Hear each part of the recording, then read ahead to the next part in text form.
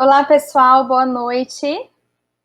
Sejam bem-vindos a mais uma palestra do nosso congresso online, né? Estou bem feliz que essa situação de coronavírus não nos impediu de ter esse momento de troca de conhecimento, de troca de experiência, e aprendi bastante nas palestras anteriores e espero poder contribuir com vocês aí também com esse tema de hoje. Que legal que sexta-feira, em plena sexta-feira, 19 horas da noite, a gente está aqui. Eu acho que isso é só devido à quarentena, né? Senão estaria todo mundo em outros cantos, mas que bom que a gente está tendo essa oportunidade. Para quem não me conhece, meu nome é Giovana, eu sou psicóloga, sou supervisora do Núcleo de Intervenção Comportamental, o NIC. O NIC tem sede em São Paulo, mas a gente atende crianças em todo o país, inclusive aí na Paraíba. Então, nós amamos estar aí também na Paraíba. A Unip é uma parceira já, né? Para quem não sabe, o curso ABA, que acontece na Unip, que é promovido pelo GAT, é ministrado por nós, do NIC, então nós já estamos aí juntos há longos anos, realizando esse trabalho, e é muito bom estar aqui hoje contribuindo também. Eu sou mestre em psicologia pela PUC Goiás, moro em Goiânia, Goiás, terra do Pequi, terra do Gustavo Lima, todo mundo conhece, e falo daqui hoje, então bem-vindos a essa palestra, bem-vindos à minha sala, minha casa, e hoje o nosso tema, vou pedir para a Cíntia já soltar aí os slides. Meu objetivo hoje é falar de forma muito clara, falar de forma muito tranquila sobre as estereotipias e estratégias para redução das estereotipias. Então, eu espero que o meu objetivo com essa palestra é que vocês saiam daqui com algumas ferramentas práticas e ferramentas que possam fazer a diferença na vida de vocês, com as suas crianças, seus filhos, seus alunos, seus pacientes.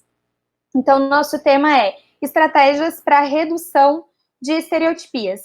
Deixa eu ver onde que eu aperto aqui. Tá.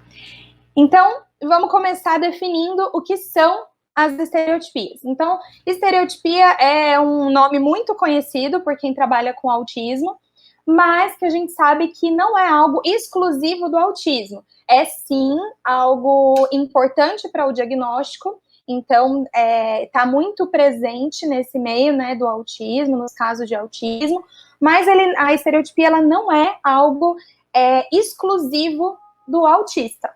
Todos nós apresentamos estereotipias. Então, estereotipias são aqueles comportamentos repetitivos e que não têm uma função clara, aparente. Então, aquele comportamento repetitivo que você olha e você não identifica muito a função, para que aquilo está servindo, né? E esses comportamentos geralmente são mantidos por reforço automático. O que é reforço automático? Reforço automático é aquele comportamento que é mantido pela sensação que ele produz. Então, por exemplo, minha mãe tem uma mania de ficar pegando o meu cabelo, pegando o cabelo dela e girando, fazendo como se fosse um nozinho no cabelo. E ela fica horas girando esse cabelo. Esse movimento é uma estereotipia. Ou seja, é um movimento repetitivo, sem uma função clara, aparente, e provavelmente mantido por reforço automático. Então, reforço automático é aquele comportamento que a própria sensação que ele produz mantém aquela pessoa engajada naquela resposta. Então, o que reforça, o que mantém, o que faz aquele comportamento continuar existindo é a sensação que ele produz. Então, as estereotipias são geralmente mantidas por esse tipo de consequência, a sensação que o comportamento produz. E por que eu digo geralmente e não 100% das vezes? Porque, a depender do histórico de vida daquela criança, a depender do histórico de reforçamento daquele comportamento, ele pode assumir novas funções. Então, por exemplo, aquela criança que toda vez que balança a caneta, a mãe vem e tira a caneta e briga com ela. Toda vez que ela balança a caneta, a mãe vai lá e tira a caneta e briga com ela. O que essa criança pode estar aprendendo? Que se ela quiser a atenção da mãe, da terapeuta, de quem for, ela pode emitir essa resposta que alguém vai aparecer e vai dar atenção para ela, mesmo que for em formato de bronca. E isso é importante. Quando a gente fala dar atenção, não necessariamente é aquela atenção de elogio, pode ser uma atenção de bronca. E essa atenção ser também suficiente e responsável por manter aquela resposta. Então, outro exemplo, a criança que está na sala de aula e é colocada uma tarefa para ela, e ela começa a emitir ecolalias, né, que são estereotipias vocais. E aí aquela tarefa é adiada ou removida. Porque as pessoas esperam ela parar de falar, por exemplo, esperam ela fazer silêncio para continuar a tarefa. O que essa criança pode estar aprendendo? Que toda vez que eu emito essa resposta, uma tarefa é adiada, uma tarefa é removida. Então, quando a gente fala que a estereotipia geralmente é mantida por reforço automático, é porque geralmente ela começa sendo mantida, né, porque produz uma sensação, mas a depender do histórico de reforçamento dessa criança, ela pode ganhar novos papéis, ganhar novas funções para essa criança. Então, isso, definimos o que é estereotipia. Quais são os tipos de estereotipia? Temos estereotipias motoras, então são aquelas que são comportamentos, movimentos repetitivos com o próprio corpo, que são geralmente de difícil interrupção, então exemplos comuns no autismo. Aquela criança que faz assim com as mãos, que a gente chama de flapping, aquela criança que faz assim com o tronco para frente e para trás, e fica com esse tronco, muitas vezes vem acompanhado de uma estereotipia vocal também. É aquela criança que fica girando em torno de si, ou correndo de um lado para o outro sem parar. Isso são estereotipias motoras. Muito comum também no autismo, aquela criança que anda na ponta dos pés, super comum também, e isso pode causar vários danos, a gente sabe.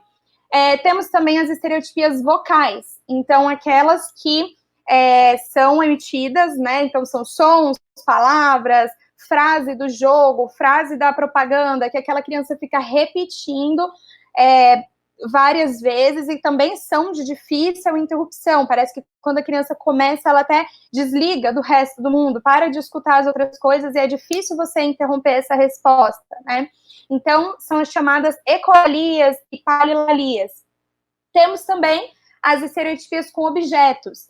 Então, aquelas crianças que giram os objetos, que ficam alinhando ou que ficam acumulando, né? Tipo, aglomerando os objetos em um certo lugar, e se você tirar aquilo, aí é o caos, né? Ou aquela criança que gosta sempre de estar segurando alguma coisa, nunca pode estar sem segurar algo, ou duas coisas, sempre tem que estar segurando duas coisas, ou aquela criança que manipula, que balança objetos das mais diversas formas. Então, definimos o que é estereotipia, falamos dos tipos de estereotipias, e aí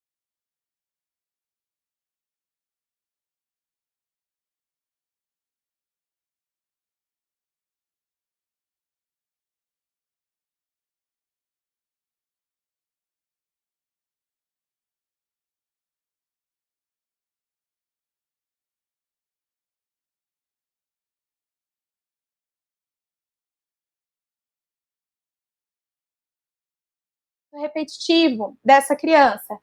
E aí a gente sempre fica nessa guerra, né? Estereotipia é ou não é alvo de intervenção? E aí, provavelmente, você que veio assistir essa palestra, imagina que eu sou do time que vai defender que a estereotipia é alvo de intervenção, uma vez que você veio assistir uma palestra que chama Estratégias para Redução de Estereotipia. Mas a minha resposta para essa pergunta, na verdade, é depende. Então, nem sempre a estereotipia é alvo de intervenção e nem sempre ela não é alvo de intervenção. Depende. E depende do quê? Quando que a gente sabe, quando que a gente decide se a gente vai ou não tentar reduzir uma estereotipia. E por que reduzir a estereotipia? Se ela tem uma função, se ela produz uma sensação boa para a pessoa, por que a gente tira isso dela? A gente entende que a gente vai reduzir essa estereotipia, a estereotipia vai ser um alvo de intervenção quando ela é um comportamento problema. E aí, muita gente deve estar pensando, mas estereotipia é comportamento problema. Talvez, depende também. Porque o que define um comportamento problema? Comportamento problema, eu gosto bastante dessa definição, Por quê? Muita gente fala assim, comportamento problema é o comportamento disfuncional do autista. Mas não, a gente entende que não existe comportamento disfuncional. Opa, passou aqui. Não existe comportamento disfuncional, porque todo comportamento tem uma função. Se um comportamento existe, é porque ele tem uma razão de ser. É porque ele produz algo que esteja mantendo ele. A nossa grande questão é identificar o que está mantendo esse comportamento, mas que existe uma função, existe. Porém, essa função pode ser inadequada. Então, a gente substitui o termo disfuncional pelo termo inadequado, tá? Então, o que é um comportamento problema? Comportamento problema é aquele que, apesar de ser funcional em algum nível, tem consequências prejudiciais para o indivíduo que se comporta. Indo desde impedir que comportamentos mais efetivos sejam aprendidos, até criar algum tipo de isolamento porque outras pessoas são prejudicadas. Ou seja, comportamento problema, ele não é definido pelo nome ou pela forma que ele tem. Ele é definido pela consequência que ele causa. Então, a estereotipia, ela é um comportamento problema se ela estiver causando uma consequência prejudicial. Quais tipos de consequências prejudiciais uma estereotipia pode causar que possa torná-la um comportamento problema e, assim, alvo de intervenção? Ela é um comportamento problema, ela é considerada um comportamento problema quando ela concorre com o aprendizado de comportamentos mais produtivos. Então, por exemplo, aquela criança que o professor está lá dando aula, ela tem condições de prestar atenção na aula, mas ela está girando o lápis na mesa. Está girando o lápis na mesa, fazendo uma estereotipia. Essa estereotipia está tirando dela a oportunidade de aprender algo mais produtivo, algo mais adequado que o professor está ali ensinando. Então, está tirando ela a oportunidade de participar do grupo, de ouvir o que o professor está dizendo, de aprender conteúdos novos. Aquela criança que, ao invés de estar sentada na rodinha, onde os amigos estão cantando uma música, ele está girando em torno de si, do outro lado da sala. Então, essa estereotipia está tirando ele da oportunidade de participar de um grupo, de aprender algo novo. Aquela criança que, ao invés de estar montando um quebra-cabeça, por exemplo, e aprendendo algo dessa atividade, ela está só enfileirando as peças, ou só agrupando as peças, enfim. Então, a estereotipia, ela pode ser considerada um comportamento problema e, portanto, um alvo de intervenção, se ela concorre com o aprendizado de outras habilidades mais adequadas, mais interessantes e que futuramente vão dar a ela acesso a novos reforçadores e novas possibilidades na vida. Segunda causa, segundo motivo que torna a estereotipia um alvo de intervenção é quando ela causa autolesão. Então, nós sabemos que existem algumas estereotipias que, a curto, médio ou longo prazo, podem causar problemas graves físicos para essa pessoa. Então, por exemplo, o andar na ponta dos pés. O andar na ponta dos pés, é raro você ouvir alguém criticando uma intervenção que vá reduzir essa estereotipia. Por quê? Porque as pessoas sabem que esse comportamento, por mais que seja prazeroso para essa criança, por mais que regule essa criança, ela, a médio e longo prazo, vai causar um encurtamento no tendão. E aí vai ser alvo de cirurgia, e aí tem vários procedimentos médicos que vão ser necessários caso chegue a esse ponto. Então, um outro caso que eu acompanhei já também, a criança que gostava de ficar puxando cílios. Com o passar do tempo, esses cílios vão cair e ela não vai mais ter os cílios. A criança que aperta o globo ocular. A curto prazo, dependendo de quantas vezes essa criança aperta o globo ocular no dia, o que vai acontecer com a visão? Vai ser com certeza prejudicada. Então, existem estereotipias que causam lesão física à pessoa a curto, médio ou longo prazo. E aí, a gente precisa intervir. Ou aqueles comportamentos que são estigmatizantes. Então, o que é isso? Aquele comportamento que a criança, quando faz, todo mundo olha diferente e fala, opa, tem alguma coisa aí, né? Tem alguma coisa diferente. Meu marido é advogado, mas ele, de tanto conviver comigo, ele já percebe. Então, ele vê alguma criança se comportando de alguma forma, ele olha para mim e fala, amor, ó, tô achando que aquela criança ali é autista, dá uma olhada, né? A gente já fica com o radar ligado para identificar. Então, existem alguns comportamentos que, quando acontecem, a gente já fala, opa, tem alguma coisa ali, né? É diferente. Então, a estereotipia é um comportamento desse, é um comportamento que pode estigmatizar, pode fazer aquela criança ser diferente. Em alguns casos, e aí também é um questionamento, uma crítica que a gente tem que se fazer e pensar, né? Em alguns casos, a gente realmente vai tentar reduzir aquilo para fazer com que a criança fique mais inserida no grupo. Em outros casos, a gente vai trabalhar com o grupo, a gente vai trabalhar com a sociedade para que aceite essas diferenças.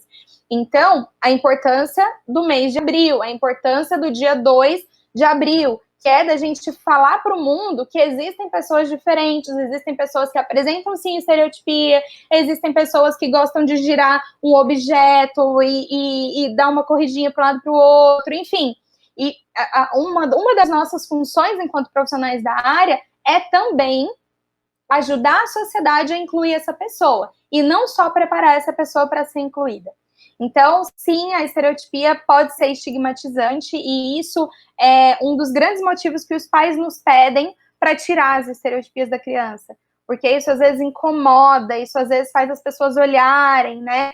E a gente vai ter que sempre pensar o quanto isso realmente é prioridade de intervenção e o quanto tem outros comportamentos que são mais importantes de serem trabalhados naquele momento, tá? Então, cabe a você, enquanto profissional, fazer esse raciocínio, se criticar, pensar e chegar a uma posição com argumentos bem formados, né, do quanto aquele comportamento é ou não é alvo e prioridade de intervenção. E aí você vai sentar com a família, você vai expor os motivos, você vai expor quais são as prioridades de intervenção para essa criança.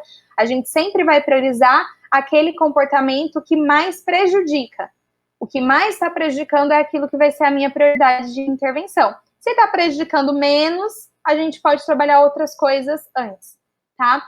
Então, certo. Eu avaliei, eu sei o que é estereotipia, eu sei quais os tipos de estereotipia, eu sei quando considerar se uma estereotipia é ou não é alvo de intervenção, e aí o que fazer com isso? Então, eu percebi que sim, que a estereotipia está prejudicando o meu cliente, está prejudicando minha criança. O que eu faço? Primeira coisa, eu preciso tentar identificar a função. Então, lembra que eu falei lá atrás que função é aquilo que mantém aquela resposta? O que aquela resposta produz e, por isso, mantém aquela pessoa se comportando daquela forma? Então, identificar a função do comportamento, para isso, você vai precisar olhar sempre o contexto em que aquele comportamento costuma ocorrer. E também o que acontece depois daquele comportamento. Então, o antecedente e a consequência. Avaliando isso de forma sistemática, eu consigo identificar o que está mantendo essa resposta. Por que aquela pessoa está se comportando assim? E lembra que nem sempre uma topografia, né, um tipo de comportamento tem a mesma causa para pessoas diferentes.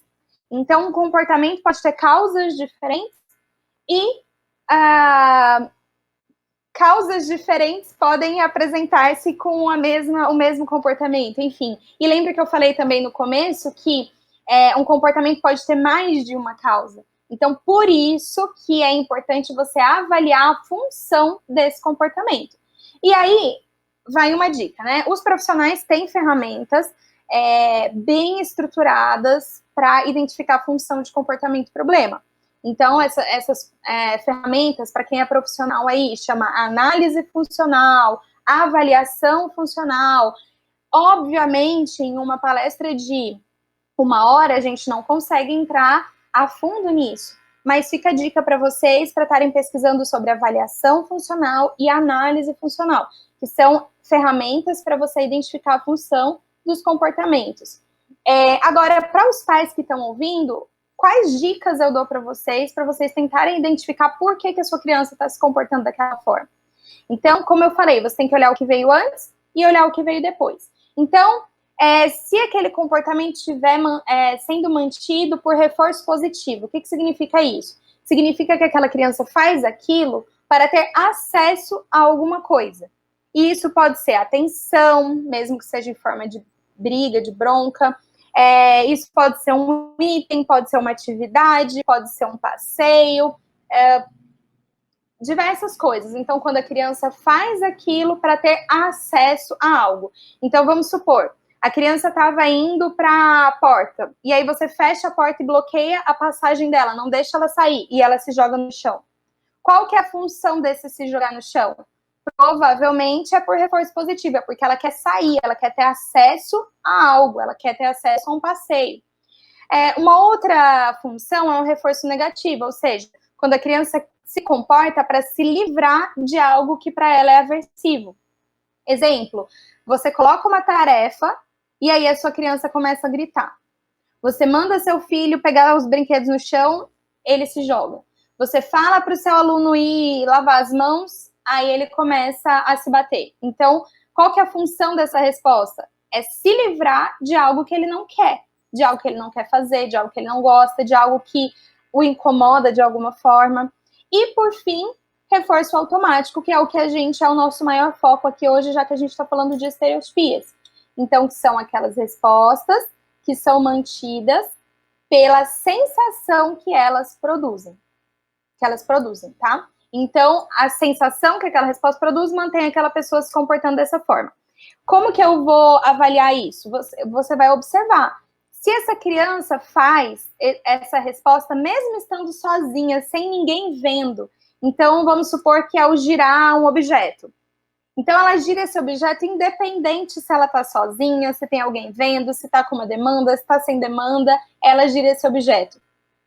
Provavelmente é uma resposta que a própria sensação mantém aquele comportamento. Então, reforço automático, tá? Então, isso são dicas para que vocês avaliem no dia a dia de vocês e tentem identificar hipóteses funcionais desses comportamentos. E aí, quais seriam as estratégias que a gente vai estar compartilhando hoje para redução dessas estereotipias que são mantidas por reforço automático? A gente vai focar em estereotipias mantidas por reforço automático. Elas se dividem em dois tipos. Então, primeiro, a gente vai aprender como tornar esse comportamento menos provável. Então, como diminuir as chances desse comportamento ocorrer. E o que ensinar no lugar dessa resposta. Porque uma coisa muito importante a ser dita, e eu quero que vocês saiam daqui sabendo disso, é que a gente não tira comportamento, né? A gente não tira estereotipia, a gente não limpa estereotipias como algumas pessoas dizem. A gente ensina algo mais adequado no lugar. Porque se a gente simplesmente tirar, colocar aquela resposta em extinção e não colocar nada no lugar, a gente corre um sério risco de aquela resposta voltar a ocorrer ou ela mudar o formato, mas aquela criança continuar buscando aquela sensação de outra forma. E aí eu não solucionei um problema, eu criei outros problemas. Então, a gente nunca vai pensar em simplesmente retirar um comportamento. A gente sempre vai tentar torná-lo menos provável e, em segundo lugar, ensinar outra coisa para substituir aquela resposta. Então, a primeira estratégia que a gente vai discutir, ela se chama reforçamento não contingente sensorial, ou NCR, que você vai encontrar na literatura também. Essa estratégia consiste em, quando a gente fala de algo que é contingente, a gente está falando de uma relação de dependência. Então, eu aprendo que se eu fizer isso, eu ganho aquilo. Se eu fizer tal coisa acontece. Então, se eu emito essa estereotipia, eu tenho tal sensação. Então, é isso que a criança aprendeu, que para eu ter essa sensação que eu gosto, eu preciso emitir essa resposta. O que a gente vai estar ensinando aqui no reforçamento não contingente? Eu vou estar ensinando que ela pode ter acesso a essa mesma sensação sem que ela emita essa estereotipia. Então, eu vou ensinar, eu vou dar para ela outras formas de ter acesso a essa sensação que não sejam necessariamente com a emissão dessa estereotipia. Então, aqui, o que está escrito aqui no slide, o reforçador que mantém a resposta é fornecido de acordo com a passagem do tempo e não com a ocorrência da resposta. Então, eu vou quebrar essa relação de que eu tenho essa sensação quando eu emito a resposta. Aqui, eu vou dar para essa criança a sensação sem que ela tenha que emitir a resposta. Eu vou promover o acesso frequente ou contínuo à sensação que mantém aquele comportamento. Então, dessa forma, essa criança vai estar recebendo, vai estar tendo acesso àquela sensação que para ela é tão prazerosa, que para ela é tão importante, sem que ela emita a estereotipia. Eu mesma, enquanto terapeuta, enquanto mãe, vou estar dando a oportunidade dela ter acesso àquela sensação que regula, que acalma e que estabiliza, que ela está buscando, mas sem que ela precise emitir aquela estereotipia que pode ser prejudicial. Então, como que a gente faz isso? Primeiro, você vai buscar identificar qual sensação aquele comportamento provavelmente, possivelmente está causando, está produzindo. E aí, como que a gente identifica isso? Eu, por exemplo, não tem nenhuma tabelinha, não tem um estudo que mostre isso. Isso vai ser de cada caso. Então, eu, por exemplo, quando eu tenho uma criança que emite alguma resposta, alguma estereotipia nova, eu busco fazer em mim para eu tentar identificar qual sensação que aquela resposta está produzindo. E aí, então, eu tento identificar qual sensação aquele comportamento está causando. Depois, eu vou registrar de quanto em quanto tempo aquele comportamento ocorre ao longo do dia. Tá? Então, eu posso fazer um registro. Todas as vezes que a criança fizer aquilo, eu anoto qual foi o horário que ela fez, por quanto tempo ela fez, e aí vai depender de qual a resposta selecionada, o tipo de registro que você vai fazer. Mas aí você pode registrar quantas vezes no dia ela faz, de quanto em quanto tempo ela faz aquela resposta. E aí depois você vai selecionar uma atividade que produza uma sensação semelhante àquela sensação que lá no ponto 1 você identificou que ela sente. Aí você vai procurar alguma outra atividade que seja mais adequada e que produza uma sensação semelhante àquela. E, em quarto lugar, você vai fornecer acesso a essa atividade com uma frequência maior do que a frequência, a ocorrência que esse comportamento, o problema ocorre. Então, vamos supor que o comportamento é de... Um exemplo que eu dei até na live que a gente teve essa semana. A criança, é um caso concreto, né? A criança apertava o globo ocular. Então, a gente sabe que apertar o globo ocular é uma resposta muito perigosa, certo? Se eu fizer isso por várias vezes no dia, eu já vou causar uma lesão na minha córnea. Então, essa criança apertava o globo ocular e ficava olhando para a luz. Apertava o globo ocular e ficava olhando para a luz. Se você fizer isso aí na sua casa uma vez agora, você vai perceber que quando você aperta e olha para uma luz, as coisas piscam, as coisas mexem, né? Fica uma coisa meio bagunçada na sua visão. E aí eu falei, olha, provavelmente é essa sensação que essa criança está buscando. A sensação de algo mexendo, luzes piscando, coisas piscando, girando. Então, a gente fez um registro de quantas vezes isso ocorria. Não me lembro agora quantas vezes eram, mas vamos supor que sejam 10 vezes em uma hora, tá? 10 vezes em uma hora a criança faz isso. Aí, o que a gente selecionou? Atividades que produzissem uma sensação semelhante. Então, se ele está buscando luzes, coisas piscando, coisas mexendo, a gente fez uma caixa cheio dessas coisas. Então, espelhos, aqueles CDs, né, que quando você mexe a luz dá uma mexida, brinquedos que giram, aqueles peões, sabe? Que gira e a luz pisca, vários desses brinquedos, várias dessas coisas, e aí, ao invés de, como a gente viu, né, ele fez 10 vezes em uma hora. Então, eu vou dar 15 vezes em uma hora acesso a esses brinquedos que produzem essa sensação. Por quê? Porque aí ele vai estar tendo acesso à sensação que ele quer sem apertar o globo ocular, que é uma resposta que causa sério dano físico para essa criança. tá? Então, é um exemplo que eu tô dando para vocês, mas vocês vão pensar aí nos casos que vocês convivem. Então, aquela criança, por exemplo, que fica lambendo o corpo. Já viram? Aquela criança que produz uma saliva, lambe e fica passando pelo corpo. O que eu posso dar de sensação para essa criança para suprir isso que ela está buscando sem que ela precise lamber o corpo? Por que lamber o corpo é tão ruim? Primeiro, que ela pode adoecer, ela vai estar colocando para dentro do corpo dela sujeira. Segundo, que isso na escolinha é super estigmatizante, né? Então as crianças ficam com nojo, aquela criança fica com odor. Então é um comportamento alvo de intervenção. O que a gente pode fazer? Eu posso dar para essa criança essa sensação de coisa melecada, então o álcool gel que está em alta agora, né?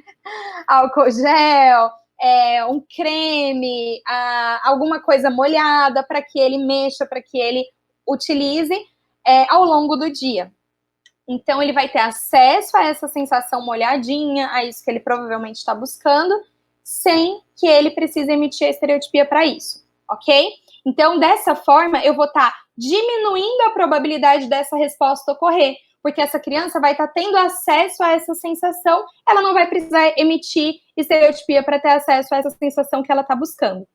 Uma outra estratégia é o ensino de respostas incompatíveis. Então, lembra que a gente falou que a gente não tira comportamento simplesmente, a gente substitui por comportamentos mais adequados e que sejam mais benéficos para essa criança. Então, a gente sabe que um aumento de estereotipia pode estar relacionado a poucas opções de atividade de autolazer, pouca variedade de reforçadores. Então, sabe aquela criança que a mãe não pode parar para fazer uma comida e deixar ela sozinha, que ela não consegue ficar sozinha, ela não sabe como ela como que ela brinca, como que ela se ocupa no tempo ocioso? Pois é. Então, para essas crianças, a gente sabe que o ensinar a fazer alguma coisa sozinha pode já ser suficiente para reduzir a estereotipia.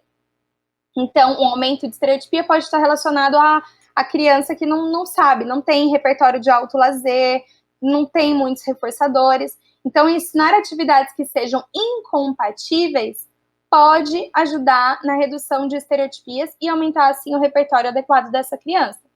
Então, o exemplo que eu dou a gente não consegue chupar manga e soprar ao mesmo tempo, certo? Então, são respostas incompatíveis, você não consegue fazer as duas coisas ao mesmo tempo. Nosso objetivo com essa criança vai ser ensinar respostas que sejam incompatíveis com a estereotipia, que ela não consiga fazer ao mesmo tempo. E isso pode ajudar a reduzir as estereotipias. Então, coloquei aqui alguns exemplos, tá? E isso aqui eu não tirei de nenhum livro específico, mas isso aqui é uma coisa que você pode, com a prática, a gente vai construindo. Isso daqui são exemplos, tá? Então, tipo de estereotipia. Estereotipia motora com as mãos. Tem várias estereotipias. Então, tem aquelas crianças que ficam cruzando os dedinhos e elas fazem uns negócios com o dedinho que eu não sei nem explicar, não sei nem como é que consegue. Aquela criança que fica batendo as mãos muito, aquela criança que fica fazendo assim com as mãos, ou girando as mãos. Então, o que podem ser respostas incompatíveis? Atividades de montar, atividades de encaixe, atividades de causa e efeito, atividades grafomotoras, pintar, desenhar, mexer com massinha, jogos em tablet. Então, todas essas atividades são atividades que, se você conseguir ensinar para sua criança, aumentar no repertório dela, fazer com que isso se torne uma atividade de autolazer reforçadora, elas são incompatíveis com a estereotipia. Então, a estereotipia tende a reduzir. Se você aliar isso daqui com a estratégia anterior, então é sucesso. Porque em uma você vai estar fornecendo a sensação que ela busca de uma forma mais adequada, e na outra você vai estar ensinando atividades mais adequadas para ela colocar no lugar da estereotipia. E essas duas coisas, esse combo, tende a ajudar muito na redução das estereotipias. Para as estereotipias motoras que utilizam tronco ou pés, você pode pensar em circuitos motores, e a gente teve aqui palestra, né, com o pessoal da educação física e tudo mais, que nos ajudam muito nisso, os terapeutas ocupacionais também. Então, circuitos motores podem ajudar, esportes, então ensinar essa criança a jogar basquete, jogar boliche, chute ao gol, patins, patinete, bicicleta, pular num pula-pula. Então, são atividades que são incompatíveis com estereotipias motoras, que utilizem aí troncos e pés. O que seria incompatível com estereotipias vocais, as parilalias, as ecolalias? Seria aumentar falas adequadas. Então, quando a gente está ensinando, aumentando o vocabulário dessa criança, aumentando as falas adequadas, eu estou colocando isso no lugar das falas inadequadas, das falas estereotipadas. Então, para criança que tem muita ecolalia, uma das estratégias é você aumentar o repertório adequado, né, de falas adequadas dessa criança. Ensinar ela a cantar adequadamente também, coisas que sejam mais funcionais. E para as crianças que talvez não falem instrumentos de sopro, língua de sogra, então são atividades que são incompatíveis com as ecolalias, né, as estereotipias vocais. E as que utilizam objeto, você pode ensinar a utilização adequada desses objetos e investir muito nisso, investir pesado nisso. Então, se é uma criança que todo objeto que ela pega, ela estereotipa com aquele objeto. Um dos seus alvos de intervenção é ensinar o uso adequado de objetos. Você vai fazer uma lista de objetos que vão ser alvo ali para você ensinar o uso adequado desses objetos, reforçar o uso adequado desses objetos e fazer também condicionamento. Então, quando a gente fala de condicionamento de brincar, é quando a gente quer tornar aquela atividade prazerosa para essa criança. Então, ensinar o ensino do brincar é muito importante para a redução de estereotipias. Lembra que a gente não vai simplesmente tirar aquela resposta, a gente vai colocar algo no lugar. E ensinar a brincar é uma estratégia muito importante quando a gente tem um repertório muito estereotipado. Tá? Uma outra estratégia também é a interrupção e redirecionamento da resposta. Então, se a gente está dizendo que a estereotipia é mantida pela sensação que ela produz, então, quanto mais eu faço, mais essa resposta vai ser fortalecida. Faz sentido para vocês? Se a sensação que produz fortalece a minha resposta, quando eu faço e tenho essa sensação, eu estou sendo reforçada, aquela resposta está sendo fortalecida. Então, quanto mais eu fizer, mais eu vou fazer, mais ela vai ser fortalecida. E quanto menos eu fizer, menos acesso àquele reforçador, aquela resposta vai ter. Se eu tiver, lembra, a gente nunca usa uma estratégia só, tá? A gente sempre faz um combo, um pacote de estratégias. E nisso eu vou sempre pensar em fornecer essa sensação para essa criança de uma forma adequada, e aí eu vou interromper e redirecionar quando ela fizer a resposta inadequada. Senão eu não vou conseguir estabelecer um ensino mais adequado. Então, eu produzo essa sensação de uma forma mais adequada e eu interrompo e redireciono essa resposta inadequada. Então, dessa forma, se o objetivo se o objetivo for reduzido, é importante que... se o objetivo for reduzir essa estereotipia, é importante que quando ela ocorrer, haja interrupção, então é uma interrupção com ajuda física mesmo, se for uma resposta motora, e o redirecionamento para um comportamento mais adequado. E é importante que o bloqueio e o redirecionamento sejam feitos sem que seja dada tanta atenção ao comportamento problema.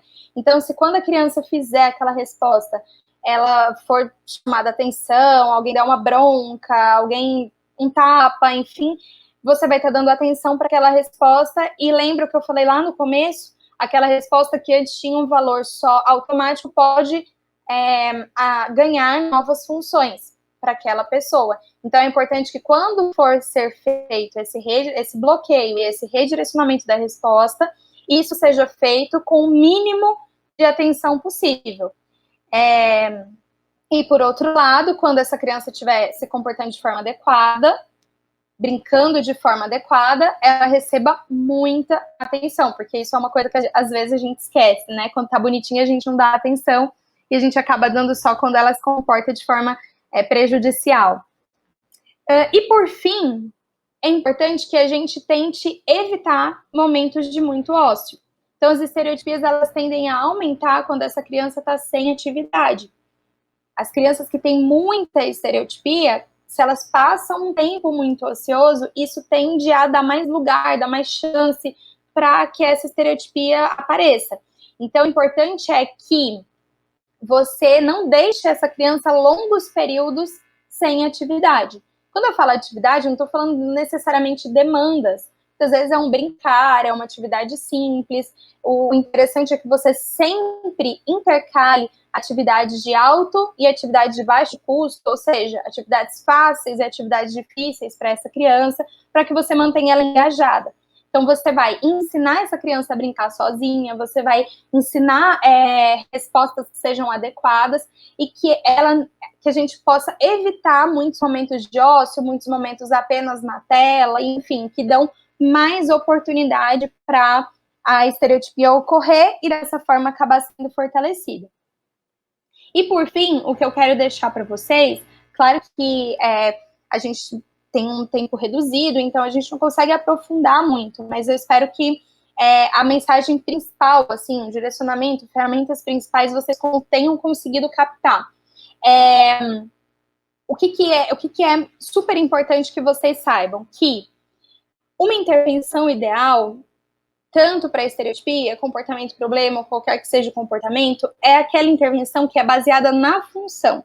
Então, a primeira coisa é, se você me perguntar, Giovana, o que eu faço quando o meu filho andar na ponta do pé? A princípio, eu não tenho uma resposta para essa pergunta. Por quê? Porque eu não sei a função desse andar no pé. Eu preciso avaliar a função. E lembra que a função para cada criança, dependendo do histórico de reforçamento dela, vai ser diferente. Então, uma intervenção ideal é aquela que é baseada em função. Então, a primeira coisa que eu faço é descobrir por que essa criança está fazendo aquilo. O que mantém aquela resposta. A partir disso, depois disso, eu estabeleço prioridades. Então, aquilo que a gente falou no começo também. Nem toda estereotipia é prioridade e alvo de intervenção, tá? Então, eu vou estabelecer prioridades de acordo com o que mais prejudica essa criança. Uma intervenção ideal também, ela é flexível. Então, se eu vi que aquele procedimento não está dando certo, eu preciso ser flexível e eu preciso alterar o meu procedimento até que eu consiga ensinar meu aluno, ensinar minha criança. Então, uma intervenção ideal é aquela que muda e que é avaliada e reavaliada constantemente. E se ela estiver dando certo, ela é mantida, se não, ela é revista. Uma intervenção ideal também, ela é aquela que utiliza diversos procedimentos. Então, por favor, não saiam daqui pensando que um único procedimento resolve, é milagroso e é mágico e resolve comportamentos, resolve estereotipias. Não. Toda e qualquer intervenção, ela utiliza um pacote de procedimentos. Né? A intervenção ideal, mais eficaz, é aquela que utiliza mais de um procedimento. Então, ela ensina uma habilidade adequada, ela fornece essa sensação para essa pessoa em outros momentos e assim por diante.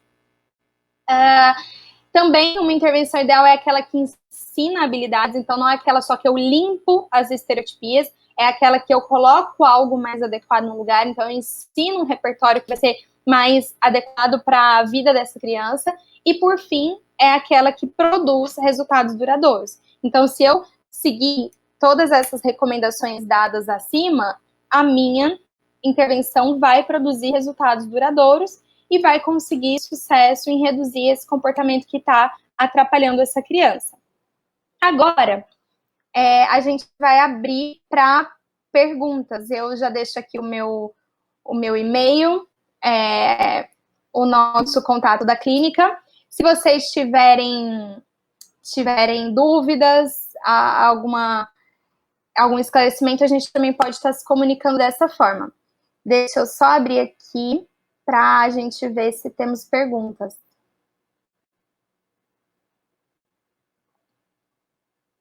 Tá.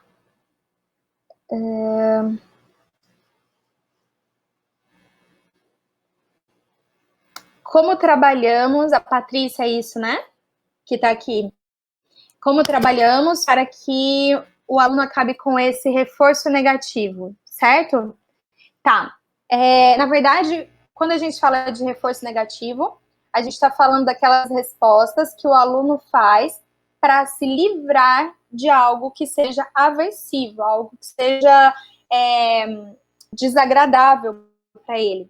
Então, quando um comportamento ele está sendo reforçado, né, ele está sendo mantido por reforço negativo, a gente precisa avaliar duas coisas.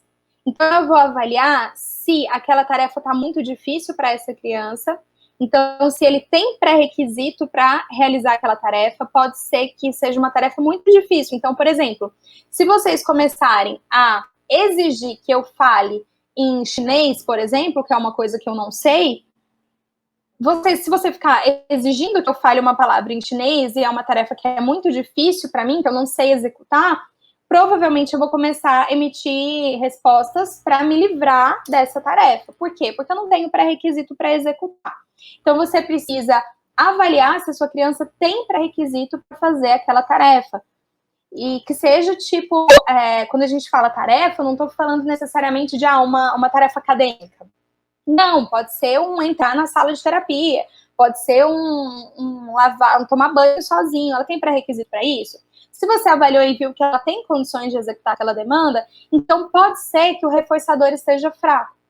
Então pode ser que eu precise melhorar, aumentar os reforçadores para que eu previna que essa criança não emita comportamentos mantidos por reforço negativo. Então lembra, quando for um comportamento por fuga de demanda, ela estiver emitindo aquela resposta porque ela quer se livrar de algo, avalie se ela tem pré-requisito para executar aquilo e avalie se o reforçador está motivando ela, se ela está afim daquilo mesmo.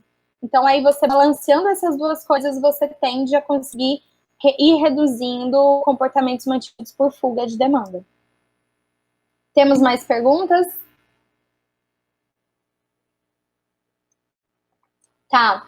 Quais as estratégias para redução de estereotipias vocais mantidas por reforçamento automático? Então, cantar músicas, né? Tem criança que tudo, ela ouve uma palavra, ela já começa a cantar uma música. Lembra que a gente falou anteriormente disso?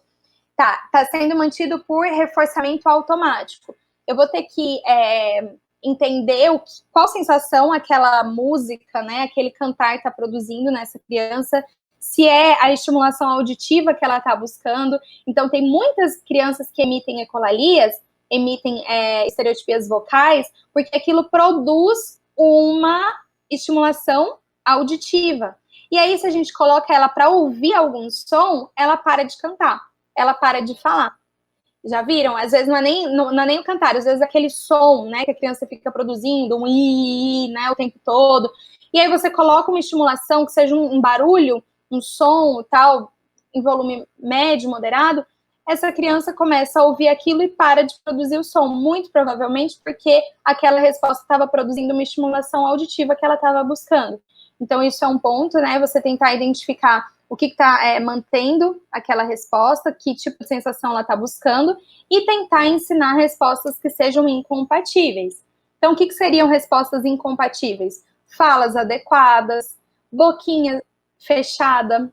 Então, ensinar essa criança a fazer silêncio, por exemplo, é uma alternativa boa, porque daí você vai estar reforçando, você vai estar ensinando ela a ficar em silêncio, a ouvir algo. Então, tudo isso são alternativas para a gente conseguir reduzir esses comportamentos mantidos por reforçamento automático, tá? Temos mais?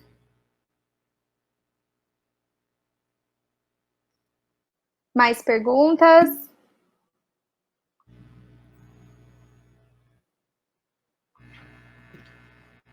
Boa.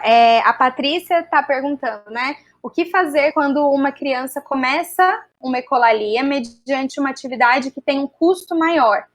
Então, uma ecolalia para fugir de uma demanda.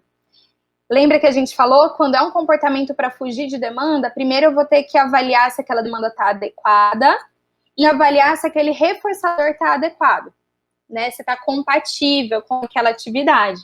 E aí, né, se eu chegar à conclusão que sim, essa criança começou essa ecolalia, se eu tirar essa demanda, ou se eu atrasar essa demanda, eu vou estar reforçando essa resposta, tá? Então, o que a gente faz é, a gente mantém a demanda, a gente não dá atenção para a estereotipia que a criança está emitindo, a gente mantém essa demanda, mesmo que a gente tenha que dar ajuda para que ela complete aquela tarefa. Então, eu mantenho, eu volto ela para aquela demanda até que ela complete aquela demanda. Então, ela vai aprender que não adianta se engajar nesse tipo de resposta, que a tarefa não vai ser removida. E assim, porque se ela entende que a tarefa é removida porque ela emitiu essa resposta, essa tarefa tende a aumentar. Que estratégias para redução de comportamentos autolesivos? Eita, é muita coisa. Aqui eu sugiro que a gente faça um congresso só sobre isso, porque é muita coisa, aí é muito extenso, né? Mas lembra que, aproveitando o que a gente já falou aqui de conteúdo, primeiro, a estratégia ela só vem depois de uma avaliação funcional. Então, eu só penso a estratégia depois que eu identifiquei por que essa criança está fazendo isso. Então, se você tem uma criança que emite um comportamento autolesivo, por exemplo, você vai ter que entender por que ela está fazendo aquilo. E aí, ensinar um comportamento que seja mais adequado. Então, se for um comportamento autolesivo para ter acesso a alguma coisa, eu vou ensinar essa criança a pedir de forma adequada. Se for um comportamento autolesivo para retirada de demanda, é o que a gente já falou. Que a gente já falou sobre avaliar se essa demanda está adequada ou não, avaliar os reforçadores, implementar novos reforçadores. Então, a primeira coisa, a gente precisa identificar o que está mantendo esse comportamento autolesivo. Não é a mesma função sempre, tá bom? Bom, pessoal, então, quero dizer que foi muito legal estar aqui com vocês. Acredito que a gente pôde aprender junto, né? Confesso que para mim é um desafio falar aqui olhando para a tela do computador. Eu gosto de olhar para a cara das pessoas, eu gosto de saber se eu estou sendo entendida ou não, enfim. Então, fiquei só olhando aqui para a carinha da Cíntia pequenininha. Mas espero que a gente tenha conseguido passar aí um conteúdo que seja relevante para vocês. E qualquer dúvida, ficou ali o meu contato, o meu e-mail. Vocês podem seguir também a página do Nick. Lá a gente está colocando bastante conteúdo, é nick.aba. A gente tem colocado várias lives, vários conteúdos legais que você pode estar acompanhando. Tá bom? Então, um beijo e obrigada pela oportunidade. Daqui a pouco, às 21 horas, a gente vai ter um encerramento com a apresentação do Saulo Laucas, que é um bacharel em música pela UFRJ, e ele é autista. Além de autista, ele é deficiente intelectual e ele é tenor. Então, ele vai estar encerrando o nosso congresso com uma apresentação musical. Então, espero que vocês fiquem ligados aí, tá bom? Um beijo e até a próxima!